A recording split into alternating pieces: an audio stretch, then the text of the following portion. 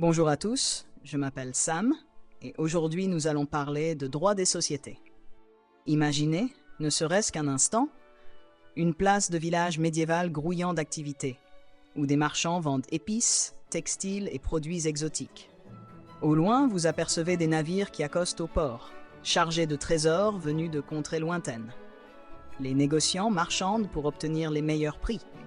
Et des guildes, des groupes soudés, formés pour protéger le métier de chacun de leurs membres, supervisent l'ensemble de l'opération.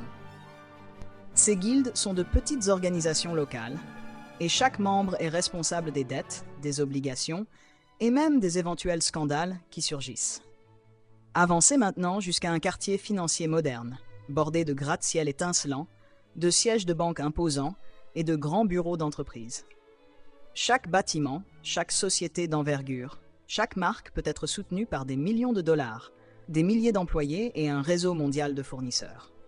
Pourtant, fait étrange, les racines de ces géants modernes remontent à de petites associations de personnes qui s'unissaient, un peu comme ces guildes médiévales, mais à une échelle infiniment plus vaste. D'une certaine manière, cette transformation de la petite collectivité médiévale à la multinationale est l'histoire même du droit des sociétés. Pour vraiment comprendre le droit des sociétés, il faut commencer par un concept essentiel, la personnalité juridique de la société. Une société, en termes simples, est une entité reconnue par la loi comme possédant des droits et des responsabilités, tout comme une personne réelle qui marche dans la rue. Cependant, à la différence de cette personne, la société est un collectif, généralement formé par un groupe d'investisseurs ou d'entrepreneurs qui mettent en commun leurs fonds et leurs ressources. Ce qui est fascinant, c'est que la société elle-même, l'entreprise, est distincte des personnes qui la constituent. Si l'on retourne à l'exemple des guildes médiévales, une guilde détenait bien un patrimoine collectif, mais les membres restaient personnellement responsables de toutes les obligations contractées par la guilde. Si la guilde avait des dettes, c'était le problème de chaque membre. Mais au fil des siècles, des individus ont cherché des moyens de se lancer dans des projets plus grands et plus ambitieux, sans pour autant exposer leurs biens personnels à une ruine totale en cas de pépin. L'idée qu'une entité puisse exister indépendamment de ses fondateurs, avec ses propres droits, responsabilités et obligations, a été une révolution, ouvrant la voie au commerce mondial et, bien sûr, au droit des sociétés modernes. Cette notion de personnalité juridique distincte a servi de fondement à deux évolutions juridiques majeures. La première, la responsabilité limitée, signifie que les investisseurs ou actionnaires d'une société ne sont généralement responsables qu'à hauteur du montant de leur investissement. Autrement dit, si la société fait faillite, vous perdez le capital que vous aviez placé dans l'achat d'actions.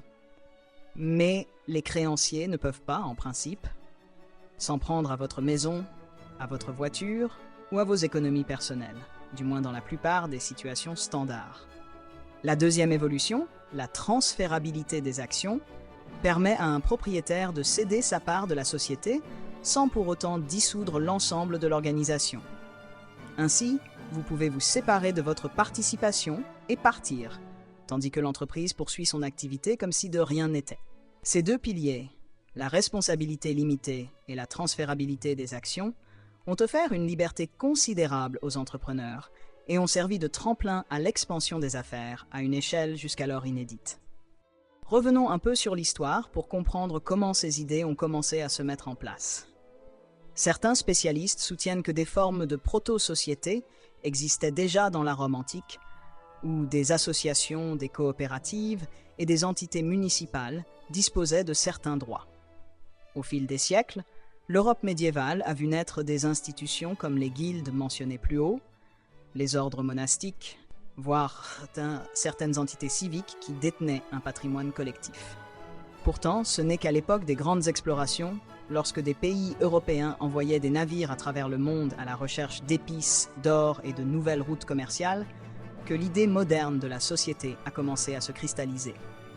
La Compagnie anglaise des Indes orientales, fondée en 1600, et la Compagnie néerlandaise des Indes orientales, fondée en 1602, sont souvent citées comme les premières entreprises multinationales de grande envergure qui ont fonctionné selon ce que l'on pourrait reconnaître comme des principes corporatifs. Elles recevaient des chartes de leurs gouvernements respectifs leur permettant de commercer avec des régions lointaines, de lever des fonds auprès d'investisseurs privés et peut-être surtout de fonctionner avec une structure qui séparait les responsabilités de la société de celles des investisseurs individuels. Imaginez un groupe d'aristocrates, de marchands et d'aventuriers anglais qui mettent en commun leur argent pour envoyer des navires à l'autre bout du monde. Si un navire coulait ou était capturé par des pirates, les investisseurs pouvaient perdre leur mise dans ce seul voyage, mais ils n'étaient pas nécessairement menacés de faillite personnelle. Les compagnies des Indes orientales exerçaient un pouvoir immense, à tel point qu'elles se comportaient parfois presque comme de petits gouvernements, frappant monnaie, négociant des traités ou menant des guerres. Toutefois, le modèle qu'elles ont établi, lever des fonds par la vente d'actions, mutualiser les risques et distribuer les bénéfices sous forme de dividendes, allait s'avérer imparable et finalement dominer de larges pans du commerce mondial. Le succès et les controverses suscitées par ces sociétés ont rapidement alimenté des débats sur la façon dont les gouvernements devaient les réglementer, sur les obligations qu'avaient les entreprises vis-à-vis de la société et sur la manière de protéger les droits des actionnaires individuels. Avec la révolution industrielle qui a frappé l'Europe et plus tard les États-Unis à la fin du XVIIIe et au Xe siècle, la forme sociétaire est devenue encore plus attrayante. Les usines, les chemins de fer et les mines exigeaient des sommes considérables pour être construits, exploités et agrandis. Les sociétés de personnes, où chaque associé était responsable de l'ensemble de l'entreprise, n'étaient tout simplement pas réalistes lorsqu'il fallait des centaines de milliers, voire des millions de dollars pour lancer un projet. Les particuliers pouvaient envisager d'investir s'ils pensaient qu'ils seraient protégés de la ruine personnelle. Les législateurs ont commencé à accorder davantage de chartes et à adopter des lois pour standardiser la création, la structure et le fonctionnement des sociétés. Ainsi, progressivement, le droit des sociétés est passé d'un privilège rare, accordé à des entreprises spécifiques par décret royal ou par charte gouvernementale, à un cadre standardisé auquel les entrepreneurs pouvaient plus librement accéder. Aux États-Unis, les différents États ont adopté des approches variées pour l'enregistrement des entreprises, entraînant parfois une vente de chartes, où les sociétés recherchaient l'environnement juridique le plus favorable. Un exemple célèbre est celui du New Jersey, qui, à la fin du XIXe siècle, a libéralisé ses lois d'incorporation pour attirer les entreprises. Peu de temps après, le Delaware a pris la relève et reste aujourd'hui l'État le plus populaire pour l'enregistrement des sociétés, en raison de lois relativement souples en matière de droit des sociétés et d'un tribunal spécialisé dans les litiges commerciaux. Si cela peut sembler technique, l'essentiel est simple. Les entreprises choisissent d'être régies par les systèmes juridiques qui leur laissent une grande latitude pour structurer leurs affaires, gérer leurs relations avec les actionnaires et organiser leur conseil d'administration. Avec la généralisation de la forme sociétaire dans le monde des affaires, le droit des sociétés s'est concentré sur des questions spécifiques. Comment créer une société? Quels sont les droits des actionnaires et des administrateurs? Comment régler les conflits entre les actionnaires et la société? Comment réglementer les grandes entreprises pour protéger le public? Au fond, le droit des sociétés traite des mécanismes internes de l'entreprise, sa création, sa structure, sa gouvernance et les obligations des dirigeants et des administrateurs envers les actionnaires. Tout en s'imbriquant avec des réglementations publiques plus larges, concernant par exemple les valeurs mobilières, la concurrence et la protection des consommateurs. Le droit des sociétés fait donc le pont entre les intérêts privés et l'intérêt public, cherchant à équilibrer la liberté d'entreprendre avec les garde-fous nécessaires pour maintenir la confiance sur le marché. L'une des pierres angulaires de la gouvernance d'entreprise est l'idée du conseil d'administration. Si nous personnifions la société comme une sorte de navire, le conseil d'administration est à la barre, fixant la stratégie de l'entreprise et prenant les grandes décisions telles que la nomination des dirigeants, PDG, directeur financier, etc., l'approbation des fusions ou acquisitions, ou encore la distribution des dividendes. Les administrateurs sont élus par les actionnaires, qui sont, en retour, les propriétaires de la société, du moins sur le plan financier. Bien que les administrateurs exercent un certain contrôle, ils doivent respecter ce que la loi appelle des obligations fiduciaires envers la société et ses actionnaires. Deux de ces obligations sont souvent mises en avant. L'obligation de diligence, prendre des décisions informées et prudentes, et l'obligation de loyauté, agir dans l'intérêt de la société plutôt que pour un gain personnel. Les poursuites judiciaires surviennent souvent lorsque des actionnaires estiment que les administrateurs ont manqué à ces obligations, par exemple en gérant mal les actifs de la société ou en avantageant indûment certains initiés. La jurisprudence du Delaware est riche de conflits de ce genre qui établissent des précédents et précisent les limites à ne pas franchir. En somme, la loi veille à ce que les dirigeants d'entreprise agissent de façon responsable et non téméraire avec l'argent qui leur est confié par les actionnaires.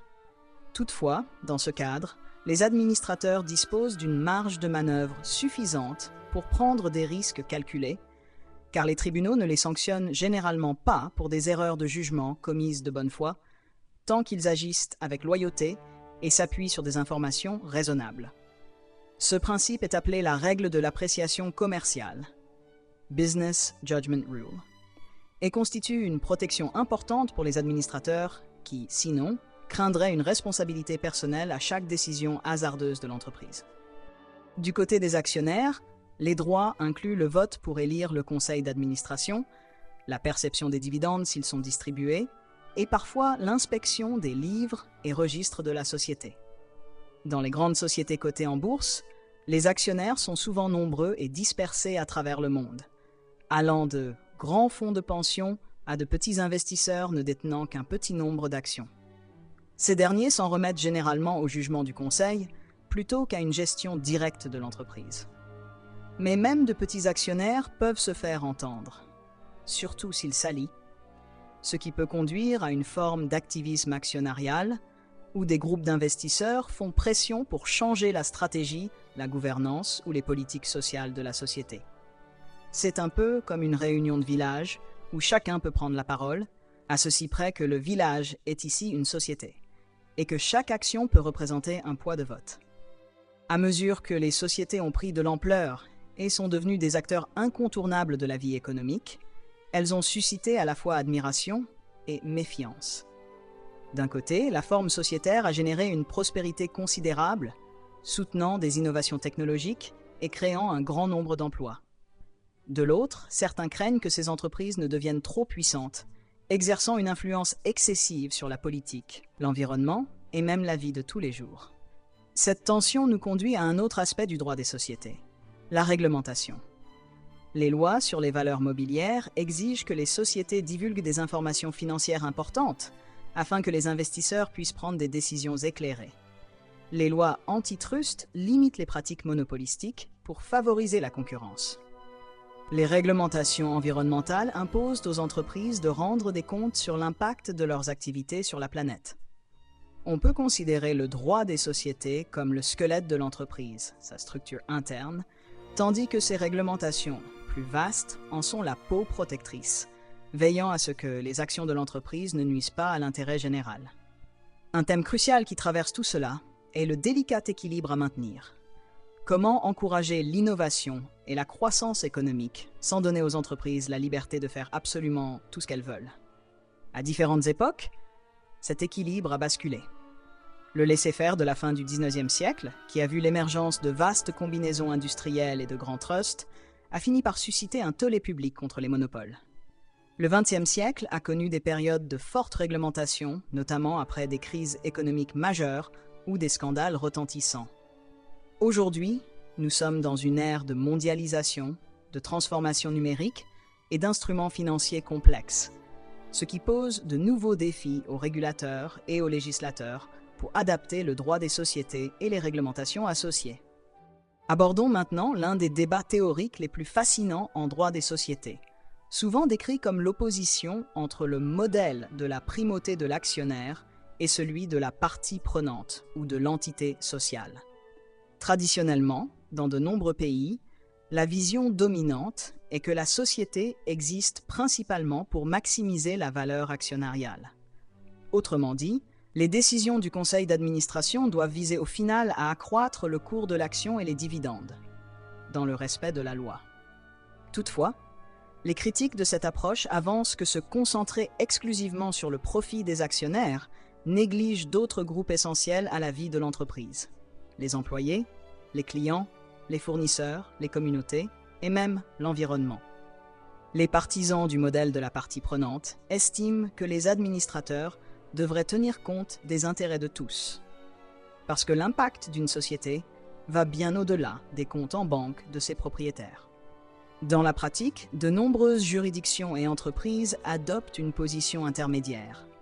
Certaines ont mis en place des statuts de Benefit Corporation permettant aux sociétés d'intégrer des objectifs sociaux ou environnementaux dans leurs statuts, protégeant ainsi les administrateurs qui prendraient des décisions privilégiant la durabilité au détriment du profit immédiat. D'autres restent fidèles à l'idée que la meilleure manière de servir la société est de se concentrer sur le profit, estimant que les entreprises prospères créent au final des emplois, stimulent l'innovation et favorisent la croissance économique. Ce débat continue d'influencer les réformes du droit des sociétés et la manière dont les entreprises se présentent au public, surtout à une époque où la responsabilité sociale est de plus en plus examinée à la loupe. Un autre point de discussion intéressant porte sur la nature exacte de la personnalité de la société. La personnalité juridique confère à l'entreprise certains droits, comme celui de posséder des biens, de signer des contrats ou d'être poursuivi en justice en son nom propre. Pourtant, l'étendue de ces droits, ou les justifications philosophiques qui les sous-tendent, suscitent parfois la controverse.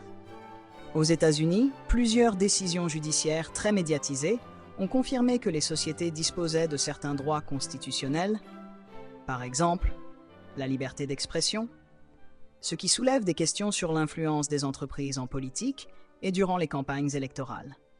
Ces débats montrent qu'au-delà de la structure apparemment technique du droit des sociétés, il existe tout un monde d'enjeux éthiques, politiques et sociaux qui façonnent profondément notre société. Pour un débutant en la matière, il est utile de considérer la société comme un vaste projet coopératif, visant à réunir capitaux, main-d'œuvre et ressources sous un même toit, afin de produire biens, services et profits. Le droit des sociétés est le manuel d'instruction qui régit la constitution de ce projet, la répartition des pouvoirs, les modalités de partage des bénéfices et la résolution des problèmes. Comme les sociétés peuvent être immenses, s'étendre sur plusieurs pays, et employer des milliers, voire des centaines de milliers de personnes, l'enjeu est de taille. C'est pourquoi le droit a évolué avec d'innombrables règles, décisions de justice et lois destinées à orienter, restreindre ou parfois sanctionner le comportement des entreprises.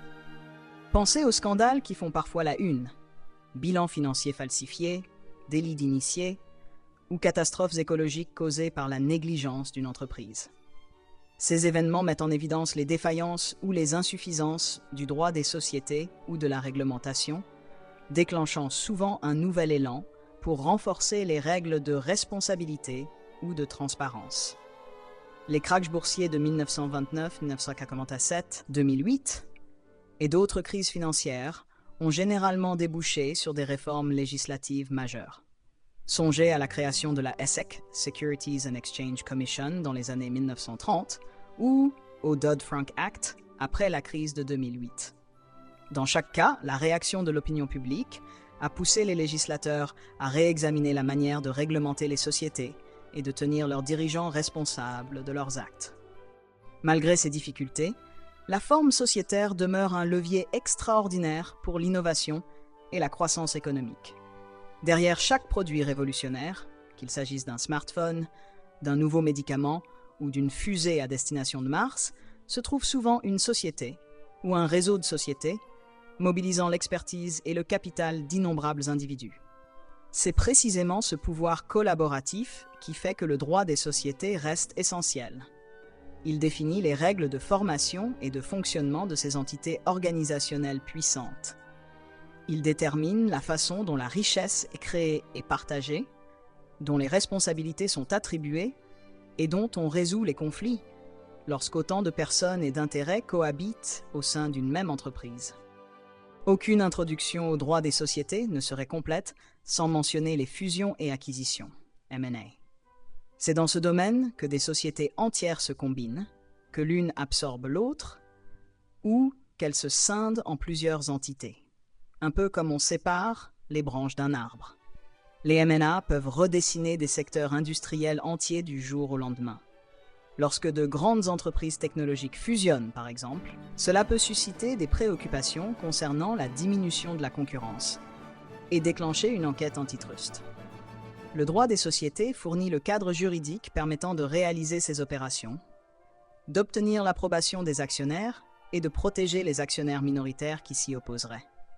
C'est un peu comme un mariage entre deux énormes organisations, mais un mariage qui peut affecter des milliers d'employés, de clients et d'actionnaires, et qui doit être documenté et approuvé en détail. Un autre domaine montrant l'étendue du droit des sociétés est la responsabilité sociale des entreprises, RSE, liée au débat sur la partie prenante.